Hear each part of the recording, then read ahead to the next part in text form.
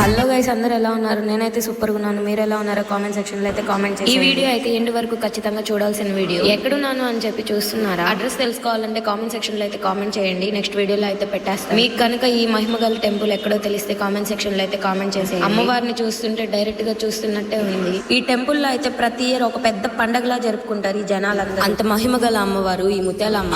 ఎంతో భక్తి శ్రద్ధలతో జరుపుకునే ఈ ముత్యాలమ్మ జాతరకి అయితే ఎక్కడెక్కడి నుంచో వస్తారు చూడడానికి. మంది ఒంట్లోకి అయితే అమ్మవారు ఆహ్వానిస్తారు కూడా. ఇక్కడ ముత్యాలమ్మ జాతరలో అయితే మనం ఏ దేవుణ్ణి అయితే పూజిస్తామో ఆ దేవుణ్ణి పెట్టుకొని వీళ్ళు ఎంతో ఘనంగా పెద్ద పెద్ద బొమ్మల్ని వినాయక చవితి చేసినట్టు ఊరేగింపిస్తారు. ఆ ఊరేగింపు రోజైతే వీళ్ళైతే వంటికి సోలాల్ని గుచ్చుకొని చిన్న పిల్లల నుంచి పెద్దవాళ్ళు దాకా ర్యాలీ లాగా ఒక ఊరేగింపు లాగా అయితే లాక్కొని వెళ్తారు. ఎంతో అంగరంగ వైభవంగా చేసుకునే ఈ ముత్యాలమ్మ జాతరలో చూస్తున్నారు కదా, అమ్మవార్లను అయితే చాలా మంది చాలా రకాలుగా పెట్టి ఈ అదృష్టం ఎంతో పుణ్యం చేసుకొని ఉంటే గానీ రాదని ఇలా వీళ్ళు వంటికి సోలాలు గుచ్చుకొని అమ్మవార్లని లాగడం అయితే ఎంతో భక్తి శ్రద్ధలతో చేసుకునే ఈ ముత్యాలమ్మ జాతర. అంత మహిమ గల అమ్మవారు ఈవిడ.